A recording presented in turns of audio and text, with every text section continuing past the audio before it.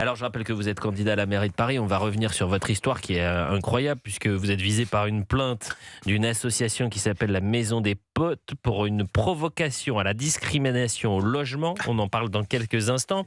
Mais vous êtes également député européen et c'est finalement le droit européen qui met en difficulté aujourd'hui le maire de Chécy en Seine-et-Marne. Mais pas que d'ailleurs. Mais c'est un maire qui est mis sous pression judiciaire et financière pour avoir refusé de marier un homme qui est en situation irrégulière, c'est un Algérien en situation irrégulière, qui souhaite se marier en Seine-et-Marne avec une Finlandaise et qui était visé, cet homme en situation irrégulière algérien, par une obligation de quitter le territoire français qui est arrivée à expiration. Mais dans ce sujet, il y a tout, il y a tout. Mais on pourrait en rire, sauf que mieux vaut en rire d'ailleurs qu'en pleurer. Voyez et écoutez attentivement le sujet d'Augustin Donadieu et d'Anaïs Baucher. Le maire de Chécy en Seine-et-Marne, Olivier Bourgeot, lourdement sanctionné. Mardi, le tribunal judiciaire de Meaux a décidé d'imposer une astreinte financière à l'édile. La cause, son refus de marier l'un de ses administrés sans papier, placé sous OQTF à partir de 2022. Une fois cette mesure d'éloignement non exécutée puis arrivée à expiration en 2025, l'homme, un Algérien de 39 ans toujours en situation irrégulière qui entretient une relation avec une Finlandaise, a demandé le mariage. Mais face au refus du maire qui considère le mariage insincère et frauduleux, il porte plainte et la justice lui donne raison. Le maire doit payer 500 € d'amende par jour jusqu'à la fixation d'une date de mariage, puis jusqu'à 3 000 € par jour si la cérémonie n'a pas lieu. Déjà en décembre dernier, lorsque le tribunal l'avait enjoint à célébrer l'union, le maire et ses adjoints avaient présenté leur démission à la préfecture, qu'il avait refusée. Le ministre de l'Intérieur avait dit comprendre que cela puisse paraître aberrant pour nos concitoyens, tout en précisant qu'il s'agissait du droit français. Dans un communiqué publié hier, le maire de Chécy propose 2 solutions pour sortir de cette impasse. Alors soit le préfet prend ses responsabilités en se substituant au maire pour célébrer le mariage, soit les pouvoirs exécutifs et législatifs s'engagent sur la mise en œuvre d'une réflexion qui devra aboutir à un projet de loi dont l'objet devra permettre à l'avenir d'éviter au maire d'avoir à vivre pareille et aussi désagréable situation. L'édile l'affirme, en cas de mise en œuvre de ces mesures, il pourrait alors revoir sa position sur la situation. Et là, je me tourne vers l'eurodéputé que vous êtes, mais également le candidat à la mairie de Paris. Que doit faire le maire? Que peut-il faire? On a un maire aujourd'hui qui doit payer 500 € d'amende jour parce qu'il a refusé de marier un homme en situation irrégulière avec une Finlandaise dans sa commune en Seine-et-Marne. Et aujourd'hui, il a la pression de la justice, en quelque sorte. Oui, mais il a, j'allais dire, la légitimité populaire et le bon sens avec lui. Voilà. Moi, j'ai été maire pendant 18 ans de Valréas, dans le Vaucluse. À 2 reprises, j'ai eu le même problème. L'affaire s'est réglée, les gens sont partis essayer de se faire marier ailleurs. Mais aujourd'hui, on voit que à force de parler des droits humains, on en oublie le droit de la collectivité, quoi, je veux dire. Et aujourd'hui, ça va trop loin. Je suis député européen, je vais vous dire sincèrement, au plus j'y suis, au plus ça m'effraie.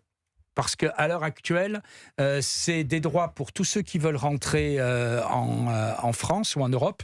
Je vous rappelle le pacte migratoire qui fait que bientôt, puisque ce pacte est en train de rentrer cette année en vigueur, les États vont devoir accepter des quotas de réfugiés ou payer des amendes. L'Europe, c'est ça aujourd'hui. Voilà, c'est la fin de 20 000 € par migrant refusé. 20 000 € par migrant refusé.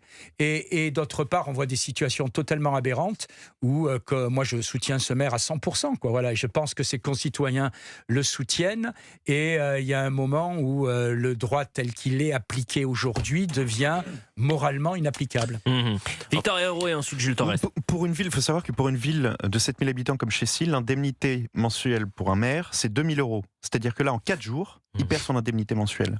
Et à cette amende de 500 € jour, tant qu'il refuse de marier cette ancienne OQTF arrivée à expiration et cette Finlandaise, s'ajoute, s'il ne respecte pas la date du mariage ensuite, 3 000 € par jour, s'il refuse de respecter la date du mariage. Alors, c'est pas lui qui va le payer, c'est la mairie, non, attention, c'est la ville. Évidemment, mais c'est la ce qui mairie. serait intéressant, c'est de voir à quel point ça empiète sur le budget de la ville. Mais exactement. Et là, c'est dans une ville de 7 000 habitants. Imaginez pour des villes plus petites. C'est-à-dire, plus la ville est petite, moins le maire peut agir, moins le maire peut se dire, mais attendez, je suis exposé à des amendes faramineuses, je n'ai pas les moyens de payer cela. Comme vous dites, ça s'oppose au bon sens. Il faut rappeler, c'est très important pour nos auditeurs, on l'a dit plusieurs fois, mais il faut le rappeler, l'OQTF n'a pas été levé parce que la personne est arrivée dans un état de régularisation, ou parce qu'il a agi, ou parce que c'est arrivé au bout de la prescription de 3 ans. C'est tout, c'est automatique. Jules Torres. Oui, mais vous savez, on vit quand même dans un pays où quand vous mettez une crèche de Noël dans votre mairie, dans votre conseil municipal, c'est le cas de la mairie de Beaucaire en 2024, vous payez 120 000 € d'amende, 120 000 euros d'amende. Donc évidemment que ça ne nous choque pas.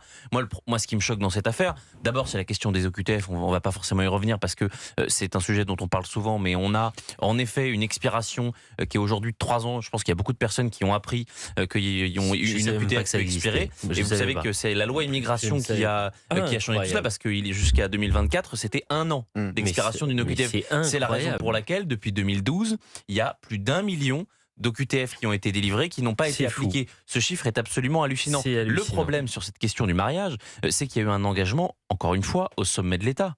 On a Emmanuel Macron qui, face à Robert Ménard l'an dernier, a dit bon, il faut changer ça, vous avez raison, il faut y aller. Il y a une proposition de loi qui a été votée au Sénat.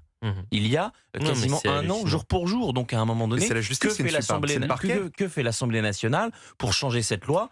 Parce que Mme Braun-Pivet, visiblement, ne veut pas examiner ce texte. Monsieur l'eurodéputé et candidat à la mairie de Paris, Thierry Mariani. Je pense, j'ai pas vu le détail du jugement, mais qu'il y a un article de la Convention européenne des droits de l'homme, c'est le Conseil de l'Europe, c'est pas l'Union européenne, article 3 ou 8, si ma mémoire est bonne, qui garantit le respect de la vie privée et familiale. Or, le respect de la vie privée et familiale qui peut, dans de nombreux cas, empêcher l'expulsion parce qu'on a trouvé une copine, parce qu'on est président d'un club, donc c'est la vie privée, on est intégré. Et là, avec la jurisprudence va beaucoup trop loin.